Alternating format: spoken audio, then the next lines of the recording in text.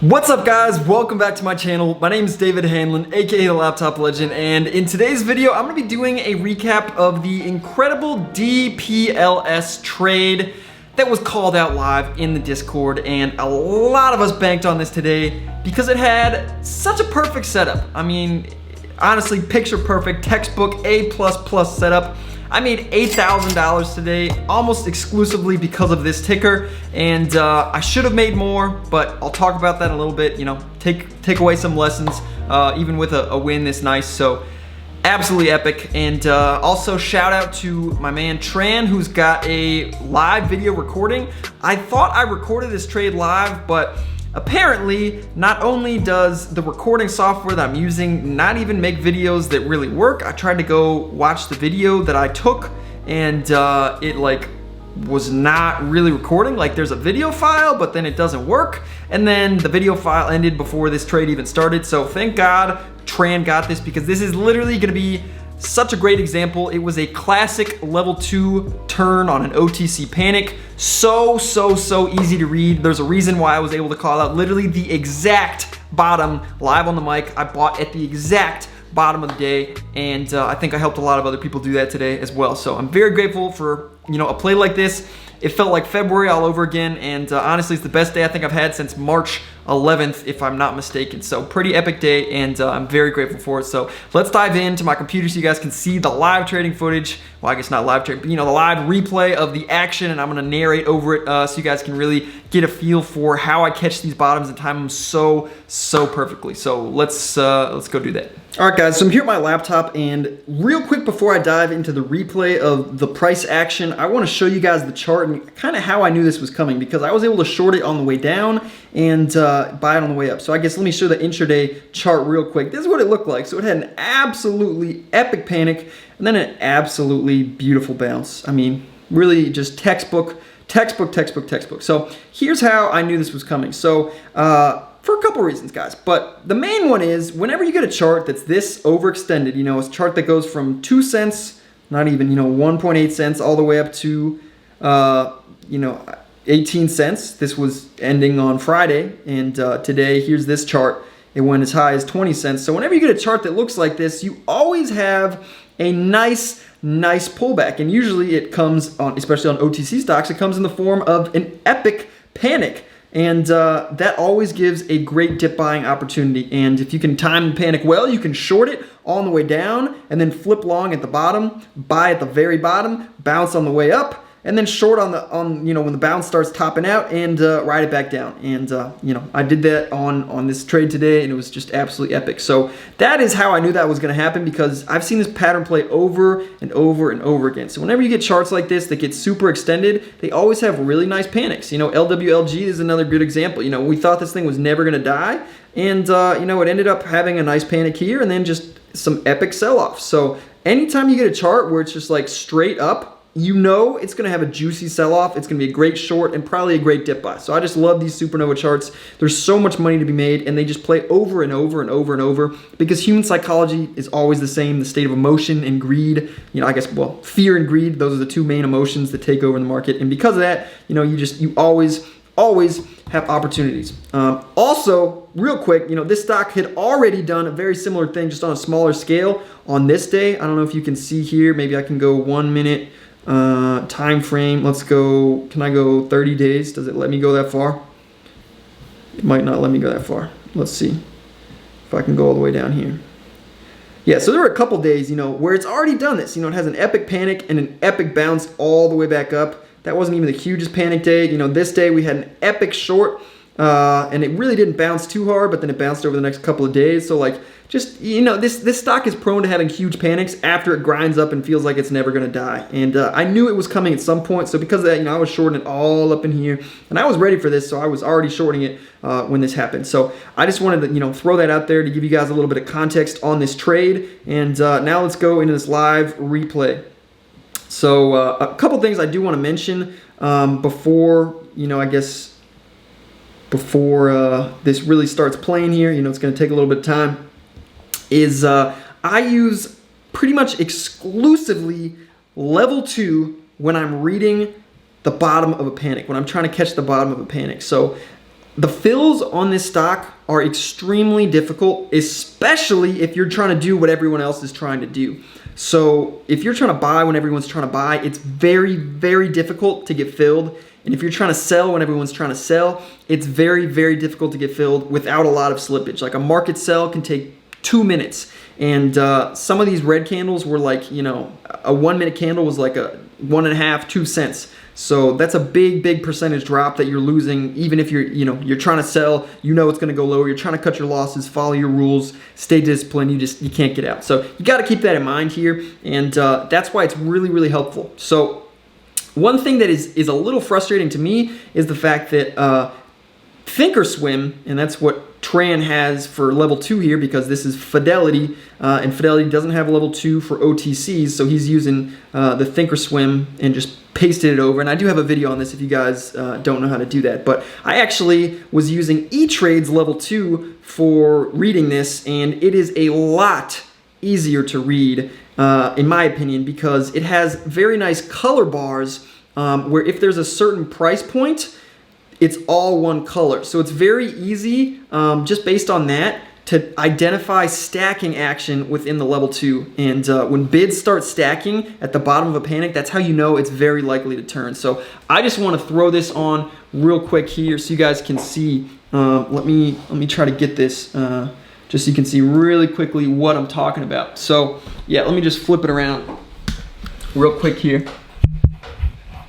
So you should be able to see here, in this case, you know, all the 15s are green. The next one is all red. The next one's all yellow. The next one's blue, etc. So it's a lot easier to identify when you have a bunch of different market makers at one price point, which makes it easier to identify if it's going to break down. So on this panic, you know, a lot of times there were 5, 6 market makers on the ask, and like 1 or 2 on the bid, or maybe 3 on the bid, but they just instantly got taken out, then 2, then 1, and it was very, very clearly still weak. And because of that, I really like level 2s that are set up like this. So that's something that you do want to keep in mind, and you do want to try to get that if at all possible, because I think it makes such a big difference. And the combination of having your level 2 like that versus, you know, how you can see this is right here, and then also having your time in sales, if it prints yellow if it's above the ask, and prints purple if it's below the bid, those two things make such a big difference, even though they're like very subtle changes. So I just wanted to throw that out there so you can keep that in mind. So you can see here it's starting to panic, starting to sell off. Let me fast forward just a little bit. It ends up dying here. It looks like it wants to bounce, but basically what you want to look for on the level 2 is the fact that, again, as I was saying before, there's more market makers on the ask than on the bid, and every time there is a bid, it pretty much just gets taken out. And this is just the beginning of the panic, so you can see when it's full panic, it really, really goes crazy. But let me fast forward a little bit just so we're not sitting through all this. Just so you can see it starts to panic. That bounce failed. It tries to bounce there. It does try to bounce, and then that bounce just gets stuffed. And, you know, that's part of the bearish signs that, you know, potentially a panic is about to be starting. And you just kind of keep these things in mind. You know, I know that it's very overextended already. It's panicking here. It keeps making lower highs, and now it's failing this bounce and about to test some support here. And then if it cracks that, it could very easily break low a day, go red on the day. And I was just thinking all these things. So I knew kind of when that bounce failed, that was a pretty good sign that I want to start getting short.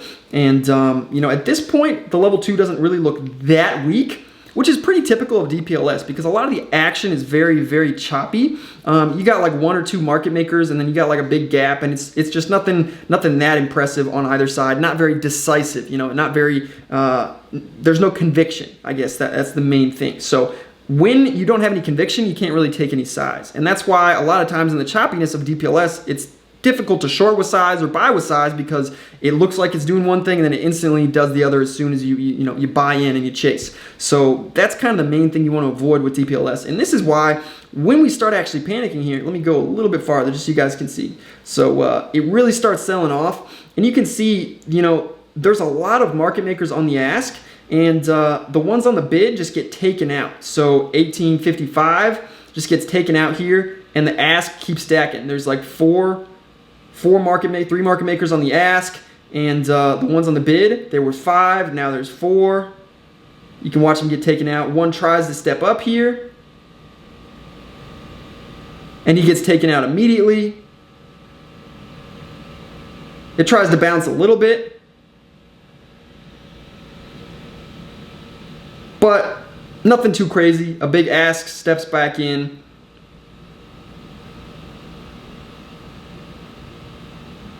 We got a reserve order here from Knight. Then Jane hops on. Jane Capital is a, an algorithmic trading market maker. Very annoying, but you'll start to recognize these, and you can see, the bounce just fails there. It flops, and then it just starts cracking, starts making a new low, and it just keeps going lower. So I don't want to sit through this whole video, guys, because it's like a 45-minute video. But you can kind of get the basic idea from here. You can see, all those market makers disappeared. Lots of red prints on the time and sales. You got 2 market makers left, and they're stacking on the ask. Now there's only 1 on the bid. It's going lower, man. It's going lower. And the thing is, if you're trying to market sell here, like, you're probably not going to get filled. Like, I was trying to short some of these. I covered a little bit, probably too early, several times on this, because a lot of times, it's very choppy. So if you don't cover into weakness, it instantly bounces back. You don't cover into weakness, it instantly bounces back, and it can always make a new high a day after that. So I tend to cover into weakness, and then when it has an actual panic like this, I tend to cover too early a lot of times. So I covered and then re-shorted lower several times on this until it was finally towards the end, and I was very confident that I would be able to read it when it actually was going to bounce. So you can see here, like, it's still selling off. We got a lot of market makers on the ask, and every time the ask moves down, like, they instantly step up on the ask. 3 market makers on the ask. There's 2 on the bid now, 1 on the bid now. We're about to crack 18 flat. Like, that's a key psychological support number. The whole number support is always a big one. It's trying to put up a fight there. It's trying, but it just instantly broke down, going lower and lower and lower. Now it's starting to go crazy. You can see we're 1% away, 1.5% away from the red-green area, which is super important. Super, super important. Volume starting to get bigger, starting to be a nice panic here. And I know from, kind of the history of this stock that when it actually panics big, it can see a massive, massive panic. Still tons of selling on the time and sales. Level 2 is still very heavy overall. And again, I wish this recording had the stacking action. It had the green bars, the yellow bars, the red bars, because it's a lot easier to read. Just based on the colors, you can easily see like where the market makers are. Based off of this, it's a little bit harder to see. And I guess they kind of have, blue, the color of the light blue. Maybe you can see a little bit with that, but it's not as intuitive. It's not as visual. It's not as easy to see. So like if you're just going based off of feel, based on reading the level 2, it's a lot harder to gauge it if it's with this and it doesn't have those color bars. So I definitely recommend figuring out how to get that. If any of you guys know how to get that on Thinkorswim, definitely let me know. Those green, red, yellow, blue bars, because you can customize that stuff on E-Trade. They also have that on Stocks to Trade. So I'm just wondering why it's not a thing on Thinkorswim, because it's very customizable. I guess that's the main thing. All of Thinkorswim you can customize, like pretty much every aspect of it. So it's very strange. Here it tries to bounce. So you might be thinking, damn, this thing's gonna bounce right here. It tries to put in a green candle, but there's still a lot of selling.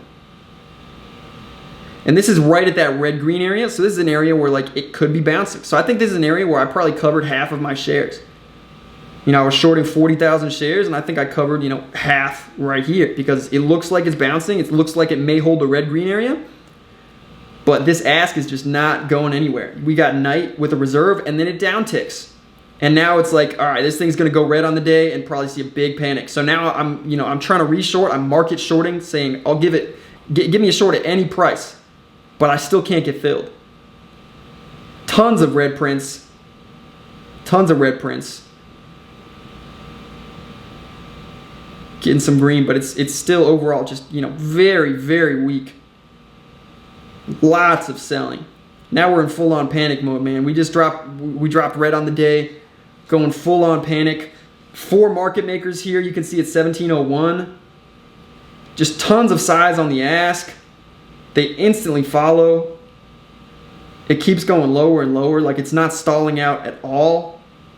I think that's one of the main, reasons that I can tell when it starts to bounce is when it starts stalling out. So you can see, again, just tons of market makers on the ask at one price point, and you got on the bid, you got like one. You got like one. And now it's moving almost too fast to even see. But 1651, we got like 5 market makers here. It just keeps going lower, like not even attempting a bounce yet. Not even attempting a bounce. 3 market makers on the ask. Now we got 2 on the bid. We had 3. Now they got whacked down. 2, 1. Still a lot of selling. Still going lower, man. And you can see there's still multiple market makers on the ask. We got 3 market makers on the ask, only 1 on the bid. There's no reason this is going to bounce yet. Now we're coming into the whole mark of 16, so I'm wondering, all right, is it going to bounce off of 16? We got a 600,000 bid there. But it's printing 16 really hard, and this would be a purple time and sales print if this were on Schwab. And that means that it's printing under the bid. So people are like hopping over each other to get out, and that's why it's purple. Like they're literally selling under the bid. Someone is willing to pay more than the price that they're taking because they just want to get out so bad. I mean, look how fast this is panicking. Huge panic, man. Huge, huge, huge panic. Maybe it bounces here. I'm thinking, okay, maybe, we got a little stacking on the bid, but then they get taken out. There were 3, now there's 2. There's 3 again, back to 2, back to 1. Bam, down tick. Still very weak. Still very weak.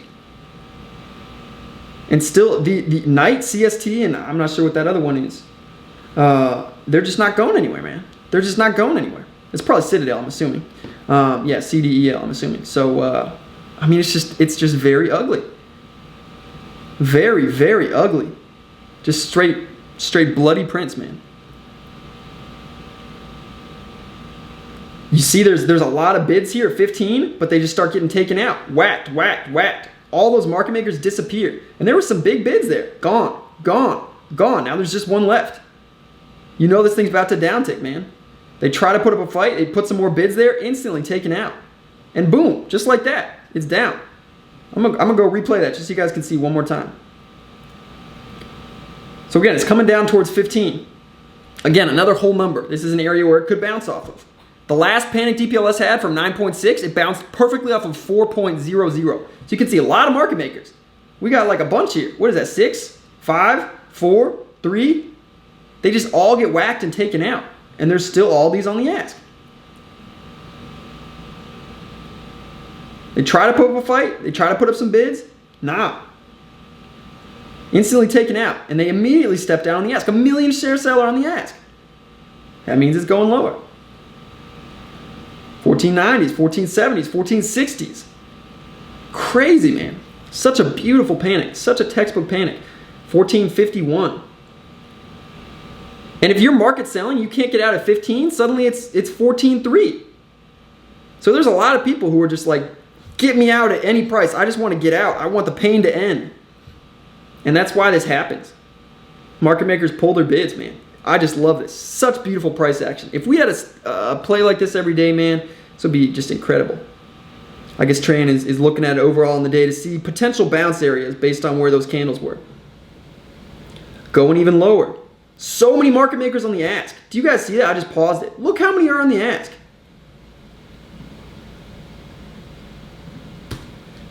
At 1373, what was it?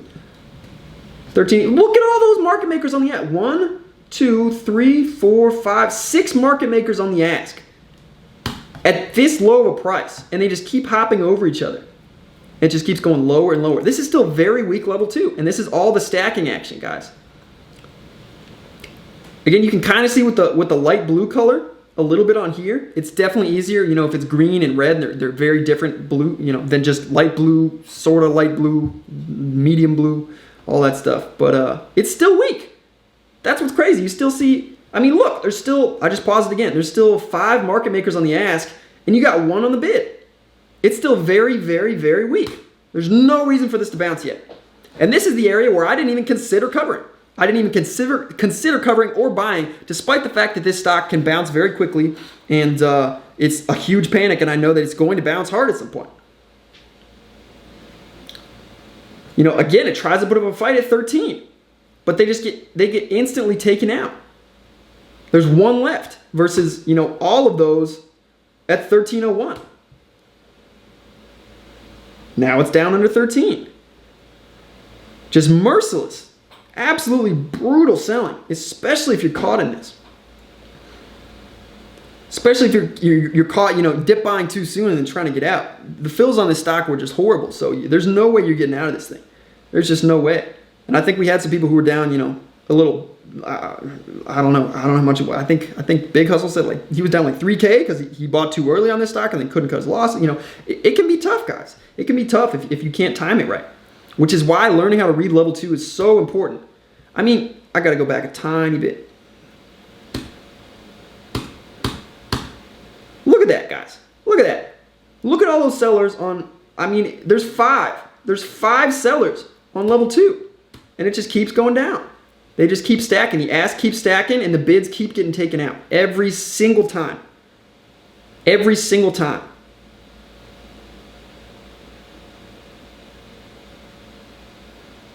Up until this point. So this is where I know it may start turning. Because this bid is not getting taken out. The bids are stacking. Now there's 4 bids here. I see a lot of green prints. There's still a lot of selling, don't get me wrong, but this bid is not going anywhere. There's 4, there's 3, there's 2. I'm thinking maybe, but then 4 come right back in. Now I'm thinking, all right, now it's down to 2. I'm positive this thing's bouncing. I'm positive this thing's bouncing. I'm starting to buy here. And I actually bought a little bit sooner than that. I think I bought, you can probably see mine. Yeah, so I bought 50,000 at 12.11, 50, was it 50, 51? 12.11, no, 12.11 and 50, yeah, I bought 50,000 at 12.06. So this is me right here. You can see me in the recording. I bought 50,000 there. And then I also bought another 50,000 at 12.055, so probably 12.06 is what shows up on the time and sales, at 12.11 and 59 seconds. So I'm already in 50,000 shares at this point. Already in 50,000 shares. And I guess I buy some more here. Yeah, that was me right there. So that the white print is between the bid and the ask. So that's 12.055. So that is also me right there. So that's another 50,000 shares that I bought. So literally right at the bottom as it's turning. And you can see now there's only one market maker on the ask. And there's all these on the bid. And it's after this huge panic. This is an incredible risk to reward trade, guys. If you buy here and cut if it breaks below your entry, it's literally like a 50 to 1 risk reward. Like you have such good odds of being profitable on this trade if you can learn to read the level 2 like this and you get a good entry and you cut if it goes below your entry and the bounce fails. It's such good risk reward. If you take these trades on A++ setups like this, you should be profitable pretty much on every single trade, and you know, your account's going to grow immensely. Now, obviously, there's not that many opportunities like this in the current market. In February, they happened literally multiple times every single day, and that's why February was so great. But hopefully, you can kind of see what happened at the bottom here. You know, now the bid is really stacking. You know, it's really we got 1, 2, 3, 4, 5, 6 market makers on the bid here, and you know, only 2 on the ask. They get taken out. There's a ton of buying. And boom, it upticks just like that. Now it's up to 12.3. And it's never coming back to those prices again. Never coming back to those prices again. So that's pretty incredible, guys. Pretty incredible, amazing panic. And you know, this thing, it bounces really, really nicely. And there's still some sellers here. My biggest mistake on this play, and I'll say right now, was not buying more, I would say in this area. I think that's my biggest mistake. I was just worried about getting stuffed, you know, having this bounce fail right here, and I buy more with size, and then I can't cut at the bottom because of the bad fills. I think that was my biggest worry. But, you know, the fact that it stalls out here, but this bid does not break. You know, you see 12.07 for a second there, right under the best bid, but this bid does not break. And I think because of that, I should have known. And, you know, instantly, you know, that bid held. That's a really good sign, especially this sold off, that this thing is going a lot higher. So I should have added when that bid did not break. That was my mistake. So I only had 100,000 shares from 12.06, literally the exact bottom. but I should have added because I knew this thing could bounce up to 15, 16, 17, 18. I knew it could bounce that high. Yet down here at the best price, I only bought, 100,000 shares. I should have been buying, 300,000 shares, 400,000, 500,000 shares down there because the risk reward is so good, even if you chase a little bit. So that was my biggest mistake. And I did end up buying more, as a chase up here, but I didn't get great size from down here. And that was my biggest mistake overall on this trade. And you can see, it ends up bouncing really, really nicely, guys. This bounces all the way. I guess you can't see here because it does turn a little bit, but it makes a higher high after that, fakes out and goes all the way up. So you can see, this thing is beautiful, guys. This thing goes all the way back up to 18.5. That's a 54% bounce or something like that. It goes all the way 53% bounce. Beautiful, absolutely beautiful. So let me review one more time, just so you guys can see that price action there, right?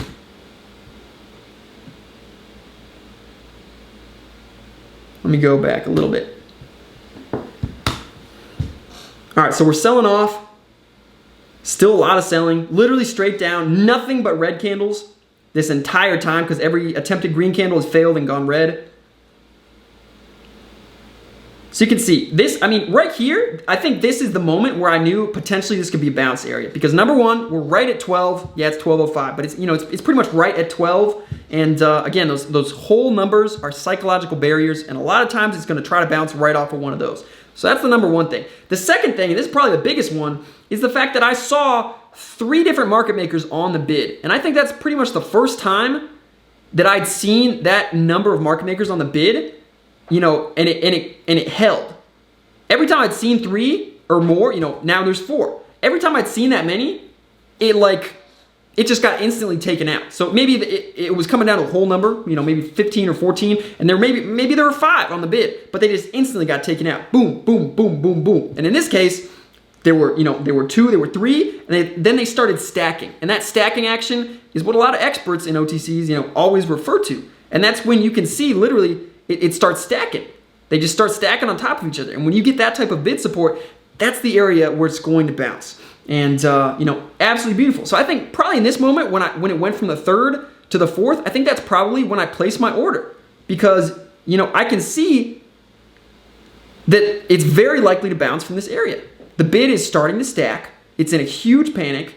This stock is known for bouncing really nicely off of huge panics. And we just got that 4th bid there. So I think this moment is probably where I placed my order. My mistake was not placing more orders. My mistake was not placing enough orders. And that's probably my biggest mistake.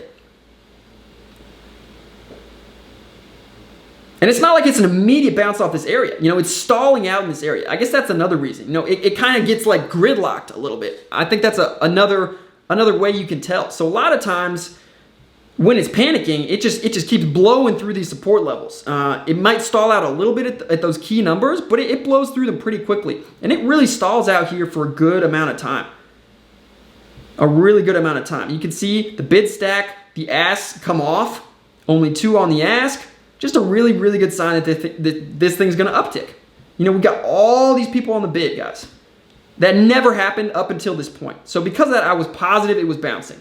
Again, my biggest mistake was not buying more. Okay, maybe I couldn't have gotten filled more than 100K. I definitely placed orders for like, 250K down there, but I placed them limit like 12.4, and when it bounced up to 12.25, I canceled all those orders because I was scared of getting more size and then having it dump. So I think my biggest thing was I probably should have just let those 12.4 limit, limit 12.4. I should have just let them buy here. Or at least, I guess cancel.